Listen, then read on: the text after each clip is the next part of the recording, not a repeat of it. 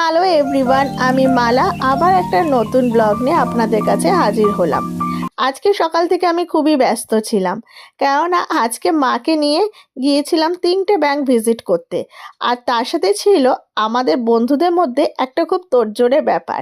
তোড়জোড় বলতে কোনো পিকনিক বা অনুষ্ঠানের তোড়জোড় নয়, আজকে ছিল এক নতুন সদস্যকে দেখতে যাওয়ার তোড়জোড়।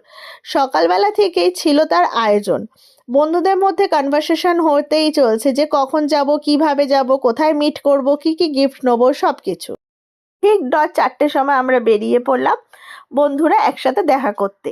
আর আমার যে পুচকুকে তাকে আমি কিন্তু আজকে ঘুম পাড়িয়ে বাড়িতে রেখে এসেছি, তাই বলতে পারেন এক প্রকার আজকে আমি ফ্রি হ্যান্ডই ছিলাম।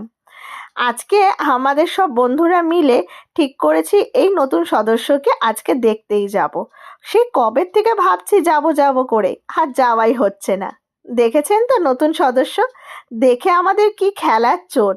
আর এদিকে সব বন্ধুরা মিলে গল্প। আর এই যার বন্ধুর বাড়ি গিয়েছিলাম সে কিনা আয়োজন করেছে এক বিশাল আয়োজন, chilli chicken, chowmein, pakora, vegetable chop. বাপরে বাপ, এতগুলো খেয়ে ওঠা যায় একসাথে? কিন্তু তার আবদার খেতে হবেই, এতদিন পরে এসছি, আর আবদার কি ফেলতে পারি বন্ধুর? সে আমাদেরকে নিতেই হলো।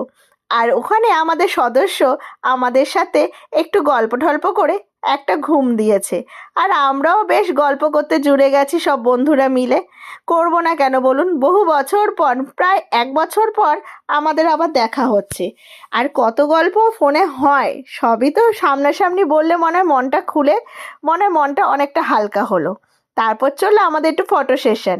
এটা না করলেই তো হবে না। আর আমাদের জ্বালাতনে উঠে গেছে সদস্য। তারপর আমরা ঠিক করলাম, বাবা না, তোমাকে আর ডিস্টার্ব করবো না, তুমি রেস্ট নাও তোমার মাম্মামের কাছে। আমরা বেরোলাম, বন্ধুকে টাটা জানিয়ে আমরা যখন বেরোচ্ছি, তারপরে ইচ্ছা হলো যে যেটা সন্ধ্যা বাজারে আশা সুইটস, সেটা কিন্তু অনেক ফেমাস, সেখান থেকে পাটিসাপটা নিই। যেমন বলা তেমন করা। তারপরে পাটিসাপটা নিলাম দুজনে মিলে, নিয়ে বাড়ির দিকে উদ্দেশ্যে রওনা দিলাম। বাড়িতে এসে এই দেখুন আমার মেয়ের কীর্তি, যেন পাটিসাপটাটা ও কিনে এনেছে, আমার মাকে সারপ্রাইজ দিচ্ছে। আই ক্লোজ করো, তারপরে তোমাকে দেখাবো কি এনেছে আমার মাম্মা।